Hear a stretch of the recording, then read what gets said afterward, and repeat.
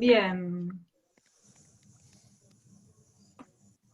Bien, bienvenidas, bienvenidos a el primer encuentro que inicia. Es el primero de un ciclo de charlas organizados por Colina. Sigue ingresando gente.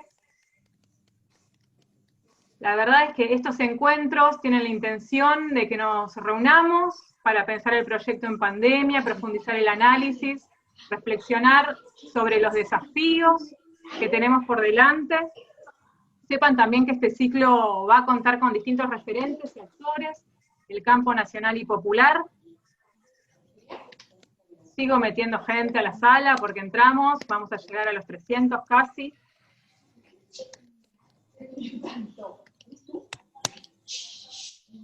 En este caso, para este primer encuentro, contamos con la presencia de Carlos Castañeto, de Amado Vudú. Bienvenidos, quiero agradecerles la participación, su presencia hoy. Carlos es presidente de Colina, Corriente de Liberación Nacional, actualmente es titular de la Dirección General de los Recursos de la Seguridad Social. Amado Vudú, ex vicepresidente de la Nación. Bienvenidos. Ya les doy pie, Carlos, para que arranque con el encuentro. Yo voy a seguir ingresando gente. Bueno, gracias. Buenas tardes a todas, a todos y a todos. La verdad que iniciar estas charlas, que como decíamos recién con Amado, ojalá que puedan ser presenciales en poco tiempo.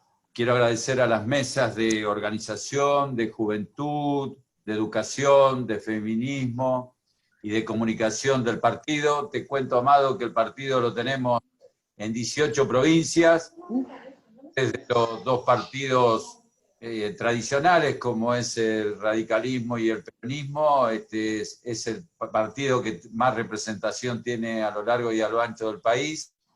Y bueno, la verdad que empezar con vos para Colina y para toda la gente que se integró a esta charla es una emoción muy grande. Sabés que te quiero mucho, que somos amigos, que te admiro por toda tu valentía, por todo tu trabajo, por todo lo que has puesto en toda tu gestión. Y realmente estoy emocionado porque hemos compartido juntos muchas vivencias y lamentablemente con este gobierno anterior, injustamente muchos compañeros de nuestra gestión le han hecho cumplir quizás algún tiempo muy triste, sin sentido, con una justicia muy endeble, y no pensando en la democracia. Yo creo que fue un gobierno donde realmente trabajó para destruir la política, y hoy, aunque sea en oposición, vemos que ante una situación tan grave como la pandemia, que es a nivel mundial, siguen molestando, siguen convocando a gente que salga a la calle sin barbijo, que es una locura de este gobierno, que era una locura de nuestro presidente Alberto, de nuestra vicepresidente Cristina, pero cada día somos más los que estamos convencidos que vamos por el buen camino. Así que, Amado, de corazón, amigo del alma, te dejo la pantalla absolutamente para vos, que va a ser muy enriquecedor todo lo que nos cuentes, de tu vivencia, de tu experiencia, de lo que fue estatizar las AFJP, de lo que ves con la deuda, de la pospandemia. Bueno, te dejo a vos y te quiero agradecer públicamente porque él, Amado, tenía otro compromiso y lo delató para las 8, que la gente que quizás está escuchando, que no tenga miedo, que a las 8 vamos a cortar, y los que tengan preguntas, que las hagan, y después nosotros le vamos a hacer la devolución juntos con Amado. Así que gracias, y bueno, es todo tuyo, Amado. Bueno, muchas gracias, Carlos, y me emociona mucho y les agradezco un montón poder compartir este espacio al partido Colina, a Carlos Castañeto en lo muy personal también, en lo muy cariñoso y personal de mi corazón, porque nosotros nos hicimos amigos compartiendo la gestión, y eso tiene un valor enorme porque la gestión es un espacio siempre de disputas, de discusiones, de que todo tiene que estar ya, que todos se ponen nerviosas y nerviosos, y a mí siempre me encantó mucho poder trabajar con Carlos, y cuando había alguna actividad en alguna provincia y juntos charlando todo ese rato, aprendí mucho, la verdad, de la política y de la vida. Y también, bueno, recordar a Alicia, ¿no? Y mandarle un abrazo enorme a esa figura tan importante de la política que creo que generalmente se le presta menos atención de lo que realmente vale a su trabajo y su labor, y muestra de esto son los últimos 4 años, ¿no? Donde empezaron para voltearla, y calladita, calladita, ahí está, ¿no? Así que yo quiero mucho a Colina y a Alicia, Carlos. Si me permiten hacer una pequeña reflexión introductoria sobre la política, porque en la Argentina no hay 12 años consecutivos del campo nacional y popular en los 200 y pico de años de historia blanca, porque la historia no empezó cuando llegaron los blancos a estas tierras, ¿no? Pero aún en ese tiempo que está registrada, que hay medios de difusión, libros de historia, no hay 12 años consecutivos del campo nacional y popular como si hubo los de Néstor y Cristina. Así que eso es un hecho que cuando lo pensás por primera vez o te lo comentan, te quedás medio sacudido, ¿no? Porque parece mentira, pero es así. Y de la misma manera, no hay... ¿Por qué sucedió eso? Y bueno, porque hubo golpe de Estado, porque hubo traiciones, porque hubo cambios, ¿no es cierto? Pero el hecho objetivo y concreto es que no hay. Y lo mismo con esto, que el campo nacional y popular haya vuelto en 4 años. Es también un hecho novedoso. Pensemos que a Perón y al pueblo argentino les tomó 18 años reencontrarse. Entonces, yo trataba de pensar, bueno, ¿por qué sucede esto? Porque las cosas no son casualidad. Y quería compartir al menos 4 ejes que son los que produjeron esta situación tan positiva. Hace poco hablaba con Rafael Correa, y claro, me quedaba pensando que los 4 años, volver en 4 años, no es solo un hecho inédito en la historia argentina, sino que en este momento es muy difícil a nivel sudamericano.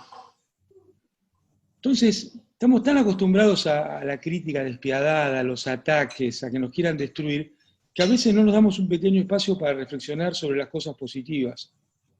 Y me parece que también lo tenemos que hacer, porque si no pareciera que esto es medio un sinsentido.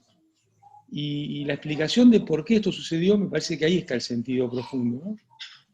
Porque esto sucedió por la huella que dejaron los 12 años de Néstor y Cristina en el pueblo. Una huella que no pueden borrar ni las tapas de los diarios, ni los ataques, ni los jueces, ni los fiscales. No lo puede borrar nada ni nadie, porque está marcada con tinta indeleble de ida y vuelta entre nosotras, nosotros y todo el pueblo argentino. Y les diría que aún de aquellos que no nos quieren, saben que cuando Cristina dijo hasta luego en el 2015, estaban todas y todas, cada una y cada uno, muchísimo mejor que en el 2003 cuando asumió Néstor con el 20 y pico % de los votos. Ese recorrido no fue casualidad, fue pura potencia política, transformadora, y no vamos a empezar a repasar porque lo lindo es ver lo que viene, lo que va, lo llevamos en el corazón. Además, yo estoy convencido que un espacio político, lo mejor que le puede pasar es no ser más el dueño de las medidas que tomó. Cuando son del pueblo, ya no son más nuestras, y entonces creo que ni siquiera tenemos mucho derecho a andar diciéndolo. Cosas como las que se hacían desde Desarrollo Social o algunas cuestiones de ANSES, ni siquiera Macri las pudo destruir.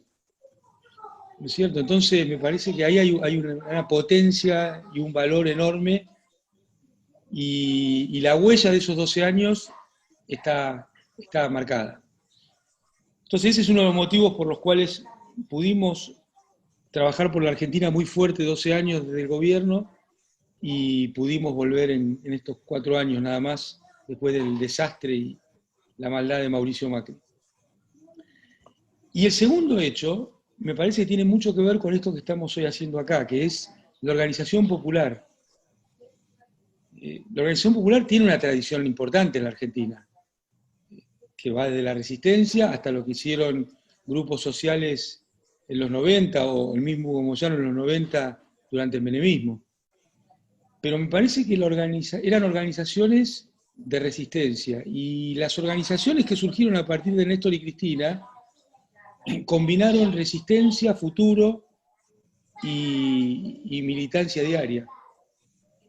Entonces también esto explica por qué en 4 años se volvió, porque esa resistencia, esa militancia no la quebró de ninguna manera el macrismo, y seguramente podemos estar más contentos con algunos, menos contentos con otras y otros, lo que pasó en estos 4 años, pero la verdad es que hubo organizaciones sindicales, sociales, espacios políticos, las agrupaciones, algunas juveniles, otras no tanto, que se mantuvieron muy activas. También yo digo los electrones sueltos, que somos algunos de nosotros que andamos circulando y tratando de estar en todos los espacios que queremos nuestros. Y esto tuvo que ver, ¿no? Porque en el año 83, yo tengo 57 ahora, a la generación mía nos faltó haber podido hablar con los 30.000. A esa democracia también, además que los milicos querían acorralar al gobierno, que los poderosos querían acorralar al gobierno, también a nuestra democracia le faltó ese contacto humano y de traspasar las experiencias, porque eran 30.000 militantes, mujeres y varones. Y bueno, por primera vez, me parece, en términos generacionales, eso no sucede en la Argentina. Entonces, esa organización popular, que tanta énfasis le ponían Néstor y Cristina, me parece que también es una cuestión que queda muy clara la importancia que tiene, ¿no? Y que nosotros en pandemia podamos estar encontrándonos y compartir ideas y charlar, y no nos podemos abrazar ni besar, pero nos podemos mirar un rato, me parece que marca a las claras la importancia. El tercer eje, sin duda, es la figura de Cristina. La figura de Cristina, y saquemos la etapa como gobierno, yo digo, en estos 4 años lo que ha hecho Cristina es extraordinario, porque, miren, la persecución de la que hablaba Carlos, a mí ese tema, yo ni lo pienso en términos personales, porque muchos de nosotros ya estamos amortizados. No hay nada que nos pueda hacer que nos cambie, o que nos escondamos, o que dejemos de hablar, y nuestras compañeras y compañeros nos han acompañado, y nuestras familias nos han acompañado, así que no es una cuestión de víctima, es una cuestión de la democracia, porque mientras esta situación del lawfare la tenga Cristina, yendo a juicios orales truchos, porque la primera perseguida política argentina es Cristina, mucho más que cualquiera de nosotras y nosotros. Entonces me parece que ahí hay una cuestión que ha sido tremendamente importante, como Cristina en el 2017, contra viento y marea, le partieron el espacio, desde todos lados le decían que no tenía que ir, y esa igual fue esa elección, una elección de senadora, una elección que yo creo que si Cristina no hubiera estado presente, hoy no estaríamos en el campo nacional y popular gobernando. Creo que fue un hecho político extraordinario, volver a poner el cuerpo en una situación tan difícil para alguien que había sido 2 veces presidenta de la Nación, ¿no? Y bueno, después también llevó adelante el diseño de la estrategia para la elección 2019, que aún para los que pensamos que ella podía haber ganado sola, nos demostró su nivel de responsabilidad y generosidad. Yo creo que viendo lo que había sucedido en Brasil, Cristina minimizó, llevó a 0 el riesgo de que Macri siguiera destruyendo la Argentina. Y esto también tiene un valor descomunal, porque estamos acostumbrados a hablar de Cristina como conductora, como inteligente, como culta, como buena gestión, ¿no es cierto? Pero también esto de ver No, es acá, son mis niños, Carlos. Pensé que era alguien que estaba. Es el más maravilloso sonido que yo he oído. Entonces me parece que esta Cristina, poniéndose en segundo plano, aunque ella no puede estar en segundo plano porque es un faro que nos ilumina todos los días, ha sido también extraordinario. Y después, bueno, lo de Alberto, ¿no? Que haya asumido el compromiso de la forma que lo asumió, que hayamos tenido una muy buena campaña, que se hayan abierto un poco aparentemente el espacio, yo creo que estaba abierto igual, pero la figura de Alberto creo que en esto fue muy importante y logramos ganar la elección, te diría, muy bien, porque acá, viste, en el 2016 nos decían que Macri era la derecha moderna, que no se iba nunca más. Y yo les pediría que no miremos más la política con las categorías de los que nos quieren destruir, porque eso también circulaba entre las compañeras y los compañeros. Yo creo que Macri, en esta elección última, yo tengo un respeto enorme por cada uno de los votos, hayan votado a quién votaron, por cada uno. Pero Mauricio Macri hizo una pésima elección. No nos comamos ahora el cuento que hizo una gran elección y que la derecha está organizada y bla, bla, bla. Siempre que un presidente se presenta a la reelección, la gana. En la Argentina, los dos casos anteriores que hubo fueron Menem y Cristina. Los ganaron fácil. En Estados Unidos, porque ustedes pueden decir, bueno, es una muestra chiquitita, son dos, es cierto. Pero en Estados Unidos hay que irse al año 88 para encontrar un presidente que no fue reelegido, que fue Bush padre. Entonces, la verdad es que Macri fue un desastre, también en la elección. No hicieron una buena elección. No llegó a la segunda vuelta el presidente que estaba sentado en el sillón de Rivadavia. Entonces no nos comamos los cuentos que nos quieren hacer para bajarnos el precio y para también deteriorar la moral. Fue una pésima elección. Y tan mala fue que, bueno, parece que la reposera anda fuerte porque llega hasta cualquier lado, es una cosa de loco, ¿no? Pero a mí todas estas reflexiones anteriores me llevan a tratar de compartir, como decía Néstor siempre, cada uno tenemos nuestra verdad relativa, ¿no? Y la tratamos de compartir con las compañeras y los compañeros, no es la verdad. Pero yo lo que quería compartir hoy con ustedes es qué enseñanza nos deja para hoy estas situaciones. Y yo creo que la primera enseñanza política, estando en un partido político, en una charla de la relevancia territorial y también de programa, que me parece que es muy importante que tiene Colina, la primera enseñanza es que esto no se tiene que romper. Y no importa si uno es de los que quiere que vaya más rápido, más lento, más para acá, más para allá. La primera enseñanza, la primera tarea política es que no se rompa, ¿no es cierto? Y que esté todo el espacio representado, potente, y esto lo tenemos, yo creo que lo tenemos que tener muy, muy en claro, porque al pueblo argentino y a la soberanía argentina le fue muy mal cuando el campo nacional y popular no encontró cómo dirimir sus discusiones sosteniendo los frentes. Entonces la primera tarea política no se rompa. Y la segunda tarea política es no obturar el debate.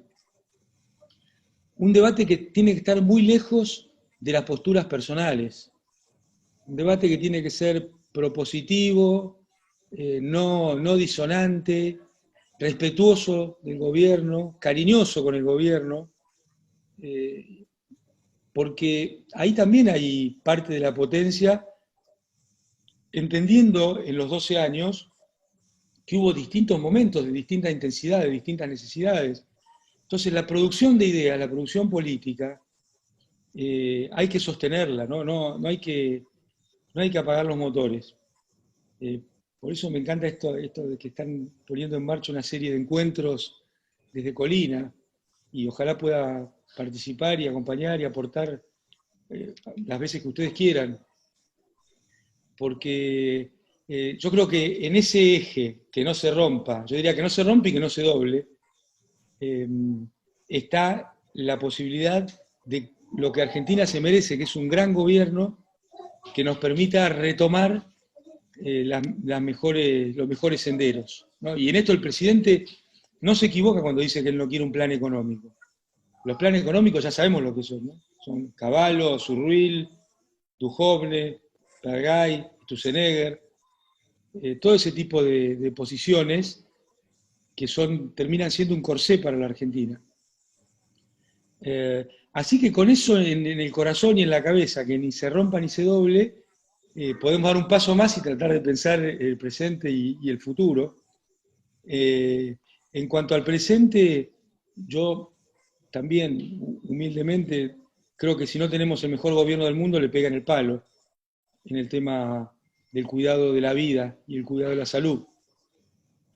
Porque hoy hay una gran tensión desde intereses económicos y políticos para buscar torcer el rumbo. Ahora, ¿qué dicen los números? Y bueno, los números de la salud lo saben ustedes mejor que yo, así que a trazo grueso a Argentina le ha ido mejor que a los países que no se ocuparon de este tema.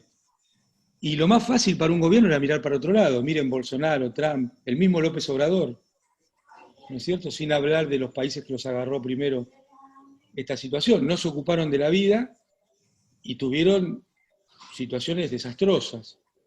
Alberto Fernández desde el primer día se hizo cargo, mucha responsabilidad política, mucha responsabilidad humana, porque esto no va a salir bien, esto puede salir menos mal, pero bien no sale, no trae nada agradable.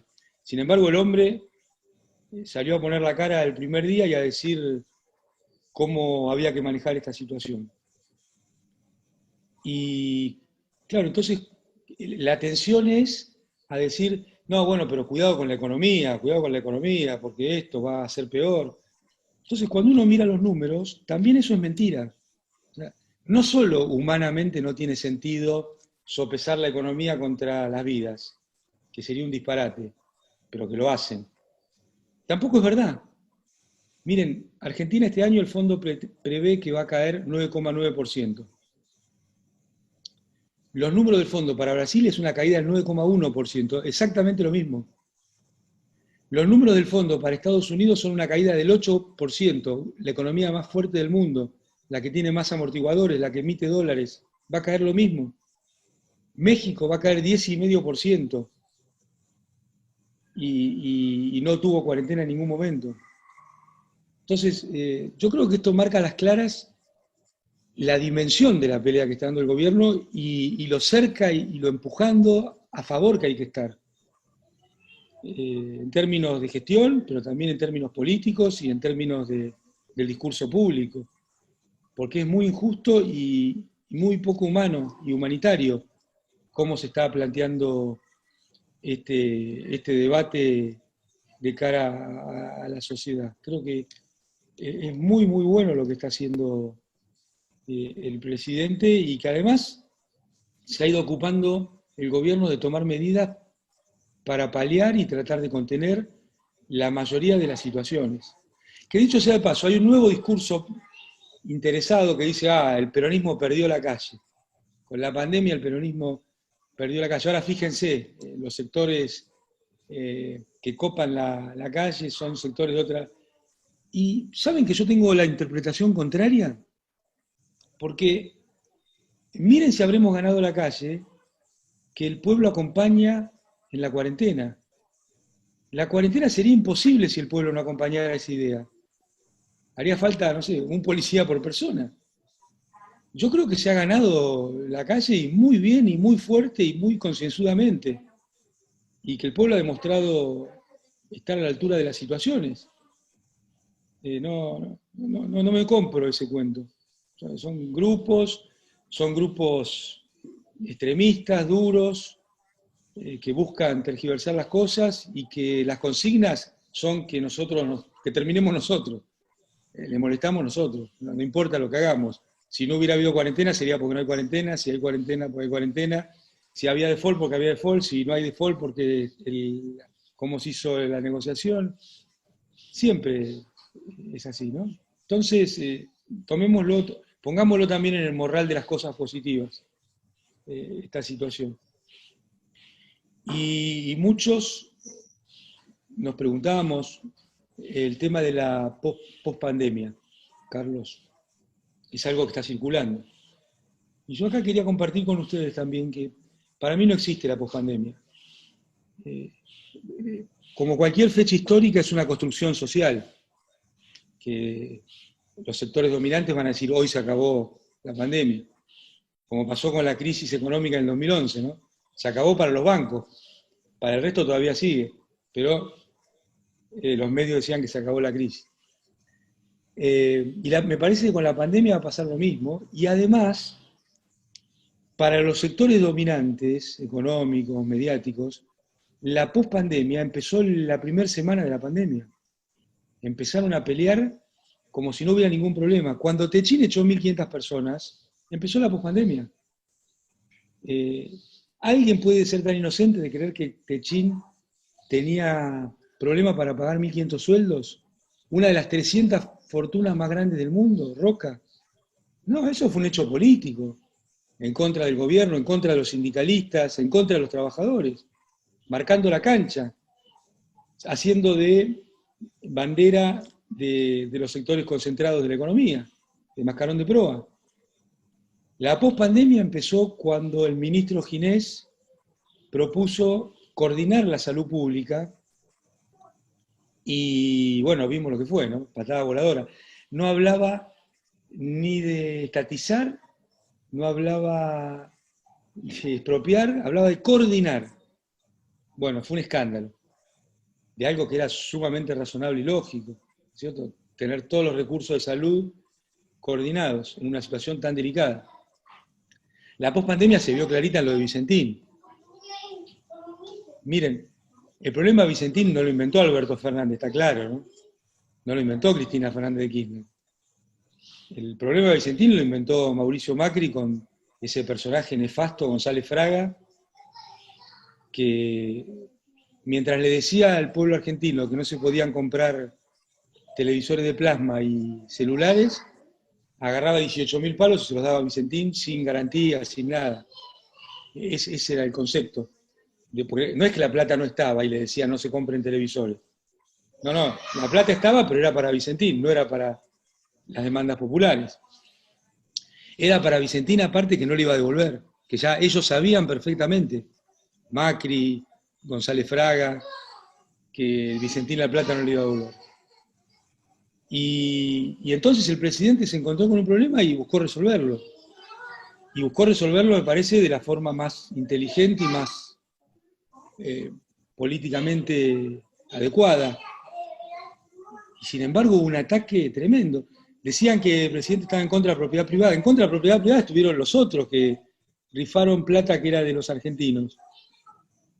Porque con este desaguisado, el que no va a cobrar seguro es el Banco Nación, es decir, todas nosotras y nosotros. Si la empresa va a la quiebra, el Banco Nación no cobra nunca más.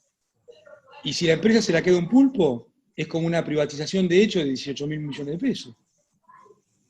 Entonces, me parece que era muy sensato lo que había hecho el presidente, que además nadie se podía agraviar porque era un actor más que ya estaba.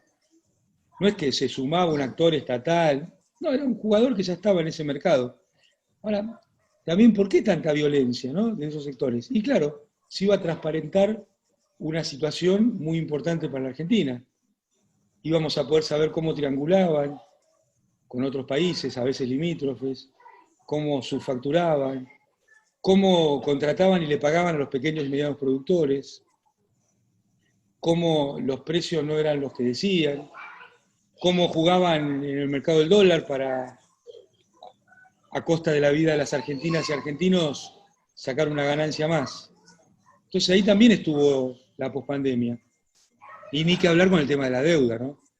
El presidente armó un muy buen equipo, muy profesional, llevó una propuesta razonable, estudiada, técnica, más de 60 días viendo qué gotita de sangre más se llevaban.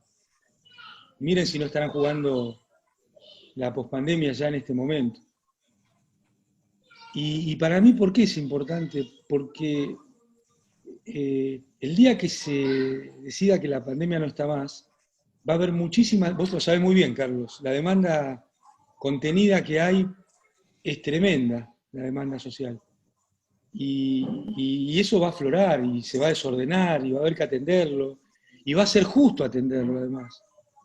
Y va a ser justo atenderlo en forma urgente, y no va a ser tiempo de medidas estructurales. Entonces yo estoy convencido que las medidas estructurales hay que jugarlas hoy, hay que tratar de jugarlas hoy. Con mucho respeto, si no se hacen las cosas que uno piensa, nadie tiene que enojarse. La política no está bien cuando estoy yo y mal cuando no estoy yo. Yo soy un militante del espacio y todas nosotras y nosotros tenemos que ser militantes del espacio y estar aportando desde el lugar que nos toca, que puede ser desde lo más alto hasta adentro de la cárcel, no importa. Desde cualquier lado hay que hacer política y tratar de aportar.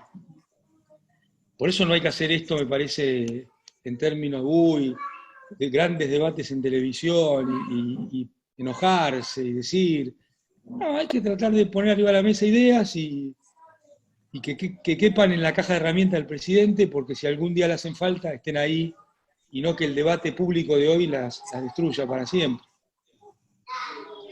Entonces yo creo que de la pandemia, Argentina tiene muchísima chance de salir bien, con una economía creciente y potente, alrededor de algunas medidas que tienen que ver con el mercado interno.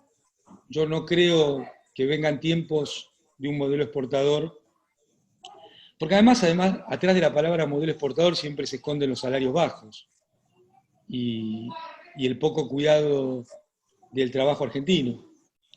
Entonces, las exportaciones son importantes, por supuesto que son importantes, nadie puede negarlo.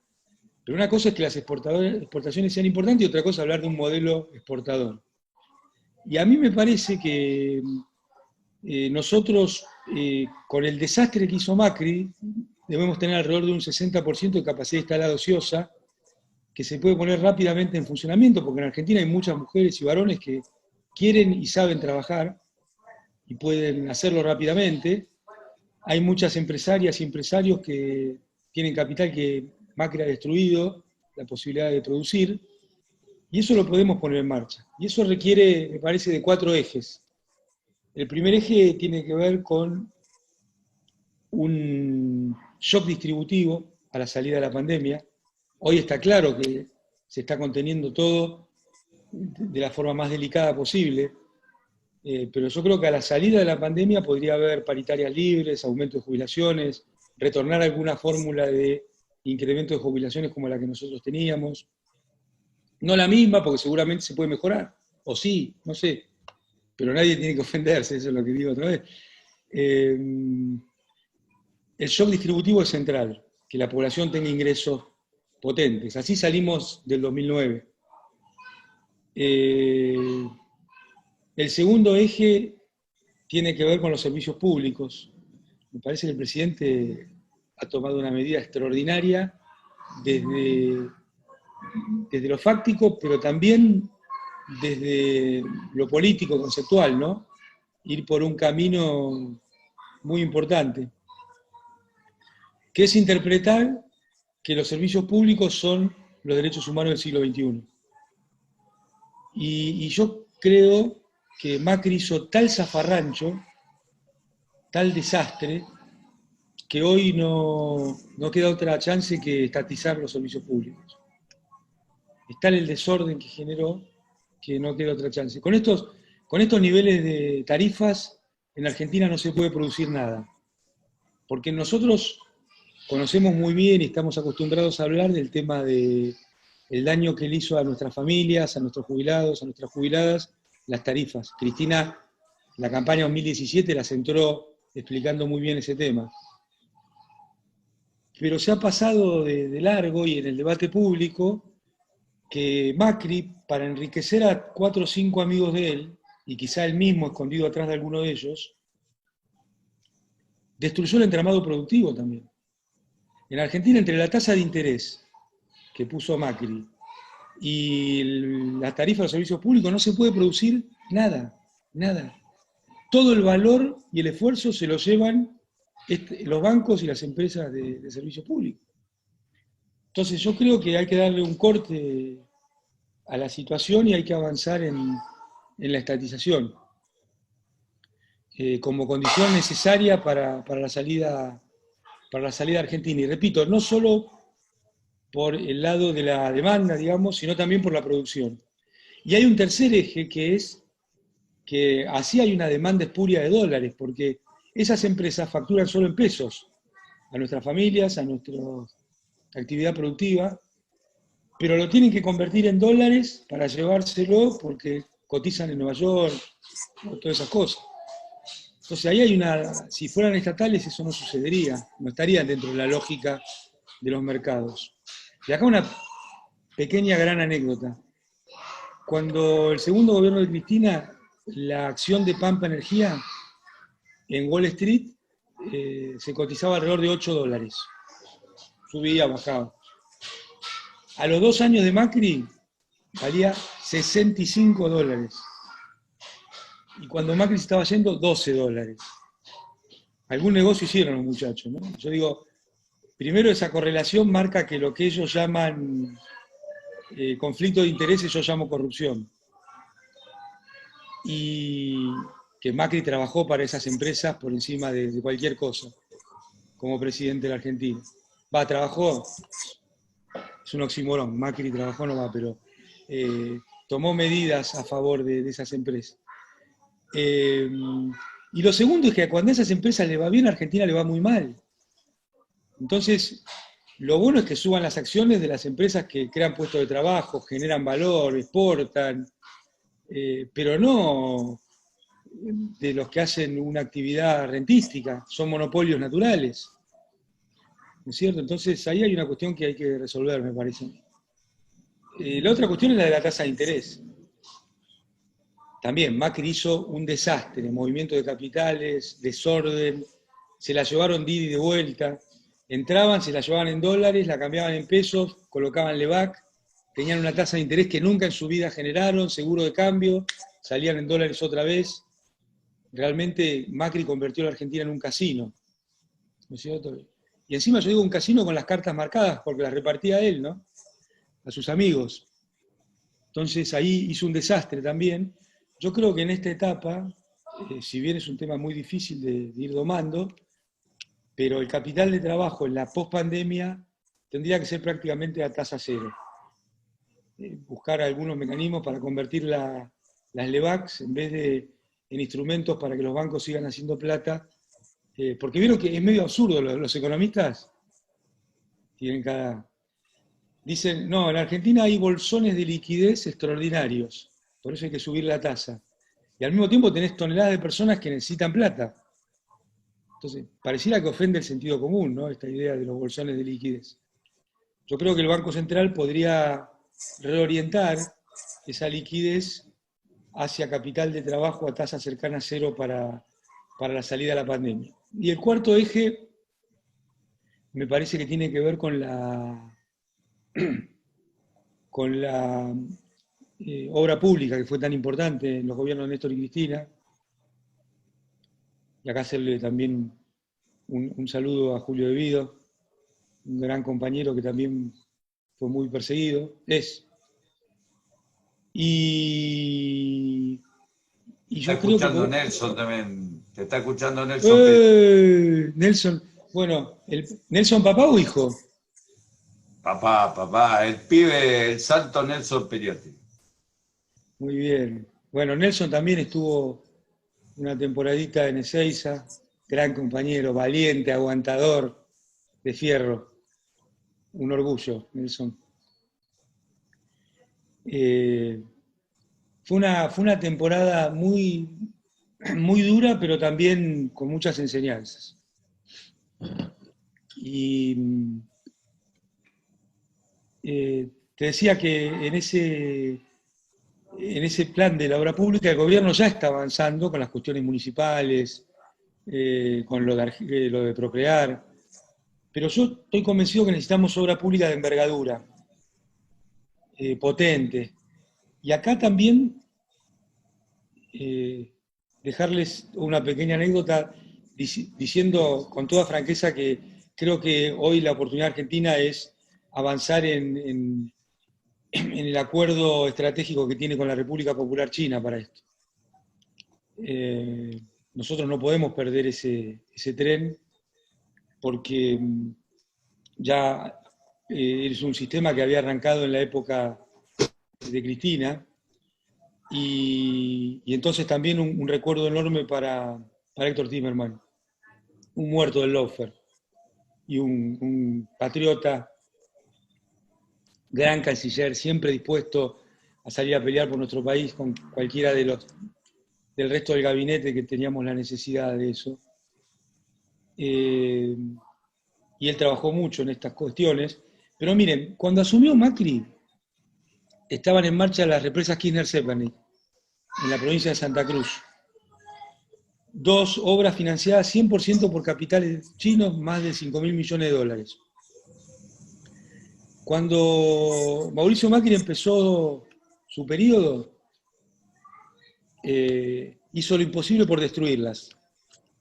Lo primero, en febrero de 2016, hizo una operación con el diario La Nación hablando de temas ambientales. Macri hablando de temas ambientales. Pero bueno, estaba preocupadísimo en ese momento por ver cómo volteaba las represas. Y no les mandaba los fondos, lo metió a Ferreira en cana también. Bueno, hizo lo imposible. La lluvia de inversiones el segundo semestre, el otro Dietrich, otro que vamos a ver cuando salte todo lo que hizo con los peajes, que los planes de PPP, que ellos iban a traer la inversión privada y la inversión productiva, y bla, bla, bla. Cuando se fue Macri, ¿saben cuál era la única obra pública relevante que había en Argentina? Las represas Kirchner-Zepernik.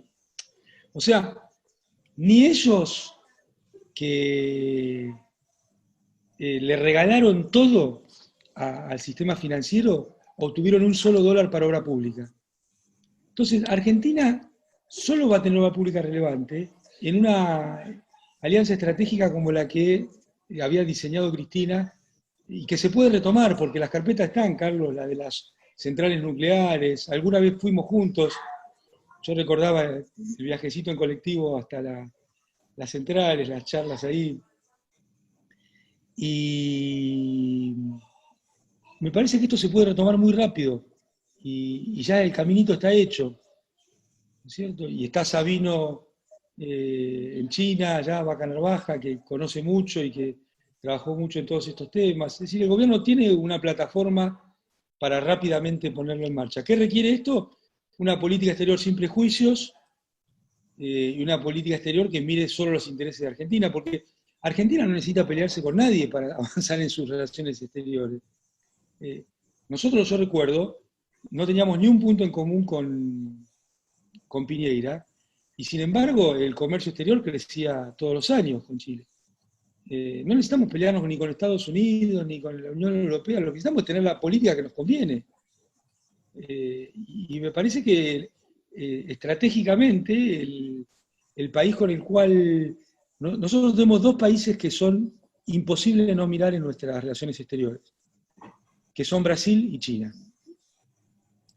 Y yo sé que hoy, bueno, está Bolsonaro, pero algún día va a ser una anécdota Bolsonaro.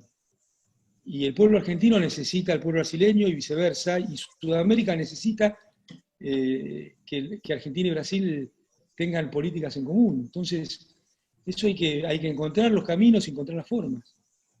Y me parece que el gobierno ya ha dado 2 pasos muy importantes en política exterior.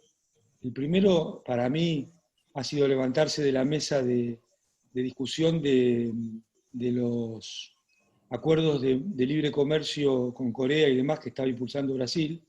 Fue muy valiente. Y después la posición de Alberto con lo de Evo, ¿no? Compañeros y compañeros, hubo un golpe de Estado en la frontera argentina. Hubo 2 presidentes que se hicieron cargo, López Obrador y Alberto Fernández, que es la posición humanitaria y política realmente para sacarle el sombrero extraordinaria. ¿No es cierto? Porque esto resulta que ahora la derecha dice que el lawfare es un invento kirchnerista. Miren, si tenemos la potencia de hacer un invento que esté operando en Ecuador, en Brasil, en Paraguay, en Bolivia, la verdad mamita, qué polenta. Pero tenemos a personajes como el uruguayo Almagro, que durante su mandato en la OEA hay un golpe de Estado en Bolivia y le parece fenómeno. ¿No es cierto? Ese es el nivel de cosas en las que estamos. Y un minutito más para agradecer otra vez, pedirles que me inviten otra vez, Carlos. Que Sí. en la Argentina hay presas y presos políticos que no son de Alberto Fernández, que son del lawfare, que Cristina es la principal perseguida política de la República Argentina y que obviamente Macri no fue igual a la dictadura genocida cívico-militar, pero algunas políticas fueron iguales. Macri metió presa gente para robarle la empresa, como el caso de Cristóbal López, Fabián de Sousa, Ferreira, Báez y muchos otros que son menos conocidos. Eso sucedió en la Argentina, la causa Cuadernos también tuvo que ver.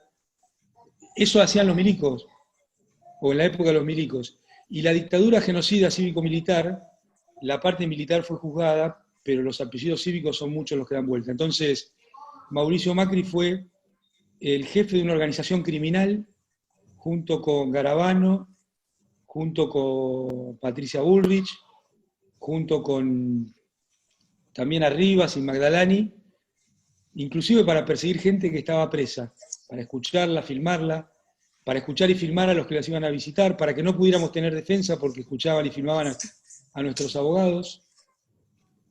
Eso fue la organización criminal que comandó Mauricio Macri, más allá de la corrupción de Mauricio Macri, que es un tema que también es gravísimo. Y quieren decir que el kirchnerismo es corrupto porque no pueden discutir ni un tema con nosotros, ni de inflación, ni de pobreza, ni de salario, ni de jubilaciones, ni de política exterior, ni de inversiones, de nada, de nada. Así que con la frente bien alta, el corazón lleno de amor,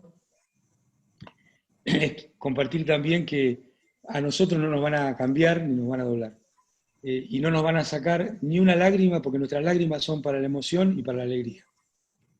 Mirá, Amado, escuchándote al final de lo que decías, en estas movilizaciones, yo pensaba, esta gente que se movió espontáneamente, ¿qué política del gobierno anterior reclamó?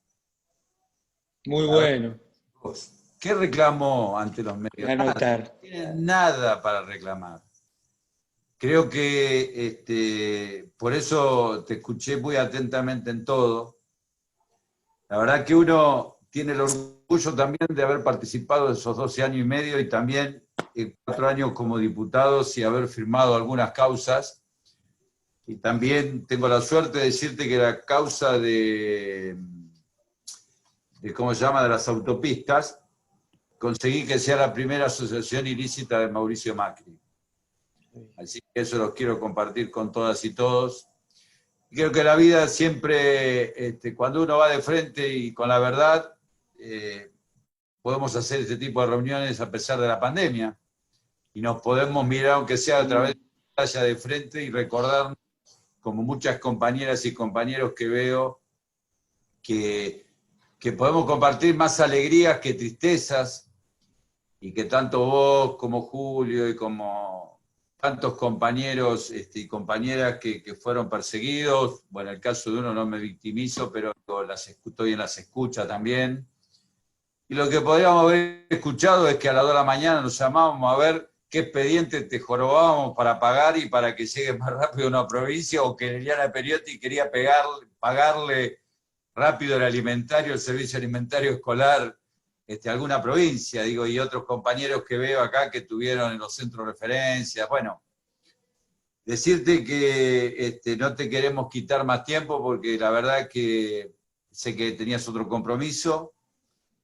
Decirte que te llevamos en el corazón y que siempre sos un referente, que has aportado muchísimo a la gestión, que creo en tu caso particular has sido también perseguido porque le metiste el dedo a las grandes corporaciones, que no les gustó nada, y ellos siempre la única revancha que tienen es a través de la persecución, porque no tienen otra idea. Por suerte, en esto que dijiste vos, que tenemos una conductora como Cristina, que tiene la cabeza más grande que todos los 400 que hoy estamos acá escuchándote. Tuvo la capacidad y la grandeza de decir, armar este frente de todos, porque 4 años más de gobierno de esta derecha destructiva hubiese sido un caos terminal. Y bueno, y ahora, bien lo dijiste, no tenemos que achicar, tenemos que tener el pecho más grande que nunca. Ellos están muy preocupados. Ayer el abrazo del Congreso era un abrazo simbólico porque eran 4. Y también digo a todas y todas que están, tenemos un gran desafío, por lo menos donde el lugar que me toca ocupar, que es cómo hacemos, como decís vos, esa capacidad ociosa, generar empleo genuino. Y nosotros armamos una nueva estructura dentro de seguridad social y estamos abordando sobre la trata laboral, sobre el trabajo precario, y tenemos que legislar y ver cómo hacemos para que no haya fuga de capitales con las nuevas plataformas digitales y las nuevas formas de empleo que va a haber en el mundo, ¿no? Te hago esta pregunta y te dejo. No, mira, la próxima, si me invitan, me Pero gustaría siempre, charlar un siempre. poco de lo que significa el Fondo Monetario en el otro desastre que dejó Macri, porque justamente van a intentar que los derechos de los trabajadores se vean vulnerados, que las jubilaciones tal vez no sean lo que fueron en los gobiernos de Néstor Cristina, y me parece que tiene mucho que ver con lo que estás señalando vos, ¿no es cierto? Los mecanismos para salir de esto implican más puestos de trabajo, pero no deteriorar los derechos de nuestros trabajadores y trabajadoras, porque si no caeríamos en el ridículo de pensar, como quieren hacernos creer, que los problemas son las leyes laborales. Si eso fuera cierto, diríamos que los laburantes están explotando a los capitalistas, y parece que no es la situación. Por lo menos los números de distribución del ingreso no lo dicen. Así que yo tengo esta misma preocupación que vos. Hoy te diría que es la preocupación central, ¿no? Así de mediano plazo. Ver qué sucede con estas nuevas modalidades y demás. Porque mirá, yo participo y soy presidente de una comisión en un organismo internacional que se trata de estos temas, y hay 4 países que solo tienen legislación en el mundo con respecto a estas plataformas digitales, que son Brasil, Uruguay, Indonesia y Malasia. Pero ¿sabes qué hacen? Lo único que hacen es, como el monotributo acá, con menos escala. Como vemos, como es algunas plataformas que vos para cobrar más tenés que hacer 100 viajes por día, se matan los motoqueros, tenés que sacarte tu ART y trabajar por productividad. Y si un día descansás, pasás de categoría A a la C, y si te tomás un día de vacaciones también. Por eso creo que en la próxima charla que te vamos a convocar muy prontamente, hablemos de estas cosas, porque Me encantaría. y que sea que con más tiempo también preguntas, porque me parece que es un debate que tenemos que ser pioneros en el mundo, porque no hay una legislación.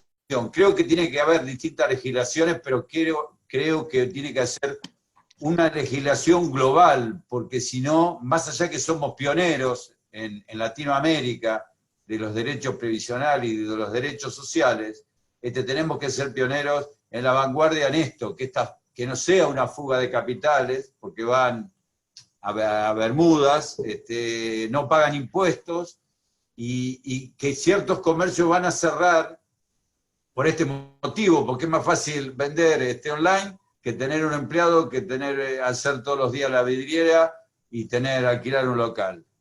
Bueno, Amado, la verdad, como te dije de entrada, creo que las 400 personas que te están escuchando, te llevamos en el corazón, te vamos a convocar prontamente. No puedo saludar a los 400, y los invito a que el viernes en esta jornada va a estar Dora Barrancos, así que va a ser importante también escucharlas. Y bueno, Amado, y a todas, a todos y a todos, un aplauso para Amado y un abrazo virtual para todas y todos. Te quiero mucho, Carlos, gracias. Y fuerza, Colina, no aflojar. No, no, y te le mandamos un saludo a Alicia que te quiere mucho. Chau, gracias. Qué lindo.